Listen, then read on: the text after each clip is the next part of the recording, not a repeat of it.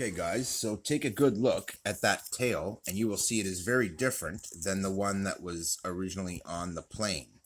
Very, very different. One is a square type tail that was intended for a square type wing. This is a nice rounded tail that still has some straight to it, kind of like a whale tail. And the three of these together actually look very, very good to the eye. They're very in line with the theme of the airplane. It's very rounded wings, and I wanted a nice rounded tail to match it. None of this square stuff.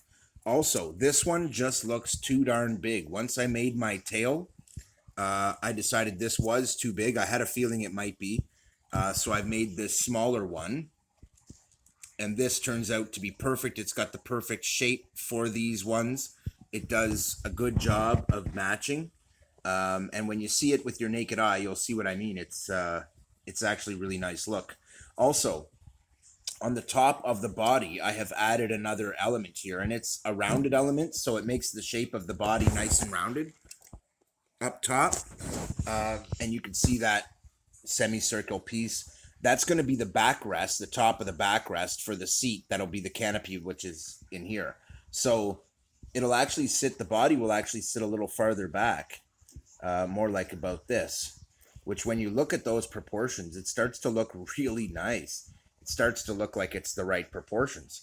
And this is where I'm at. Just wanted to share a quick update with you guys. This will only be a couple of minutes. I did point out that this was a little too small up here, but with such a small tail and such a light airplane, this is going to be a very big control surface for me. This will be just fine. If I have to, I can brace it on either side with another piece of foam to make it stiff enough that this is a proper strength to basically, if when the linkage is attached, if it starts to actuate and flexes this tail, it's only a matter of time before it breaks, but you can get quite a few flights out of it if it's nice and stable.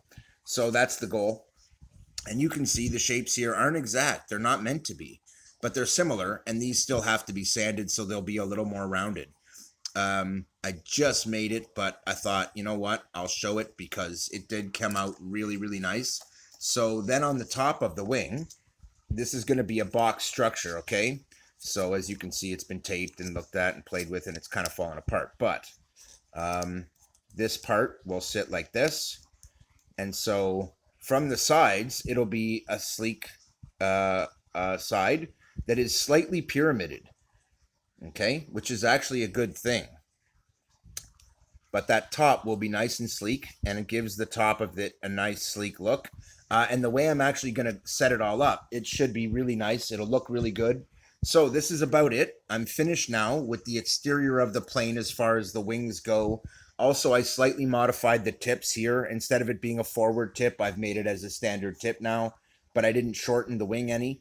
So there's your top and bottom wing, your main body. It's all really simple pieces to make, but this one is taking a lot longer than the square version. The square version literally took a few minutes. This one is hours and hours of work, essentially. But just because if you really want it to look right, this is where it comes into play. You have to spend the time to get the look you want to each piece so that when you put it together, it all has the right look. Also, something I wanted to point out, and I haven't shared in a lot of videos, but I have in several, but they're on my other channel, so I thought I'd cover it again. When you build a vertical, when you lay it over, it should be the exact distance from here to here. These should be about the same distance. Now, you'll find aircraft where that's not the case, but as a general rule, when you lay it over, it should be the same length. So we'll see when you lay it over from the dead center, and what do you get? You get that. You get them being in perfect symmetry. You get them being proportioned. And that is what it's all about. Getting the proportions right has a lot to do with how the plane looks.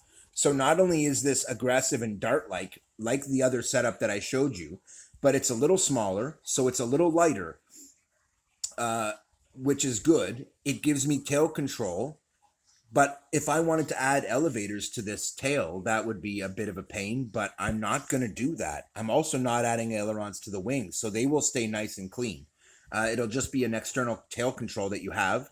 And that's good enough. So right now I'm actually really excited about it because it's starting to look really good, and I'm starting to get to the point where I feel like when I finish this plane, it'll be gorgeous.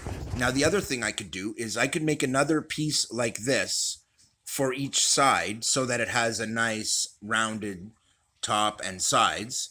And that is probably something I will attempt because it'll look better on the plane when it's done.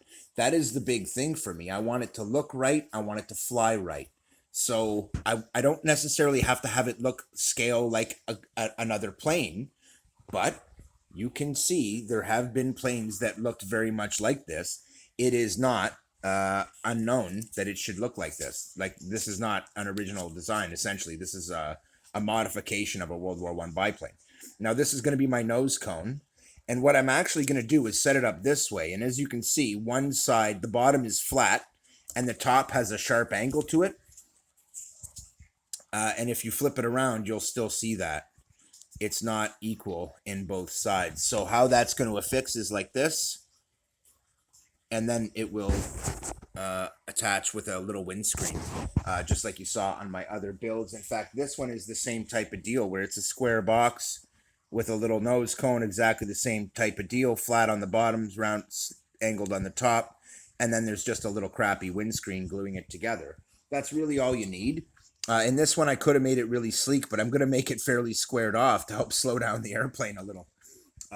Whereas on this one, I want the opposite. I want it to be very sleek, so that I can have a nice, quick outdoor airplane. Anyway, this has been a lot of design work to get this to where I'm really content with it, but look at it now.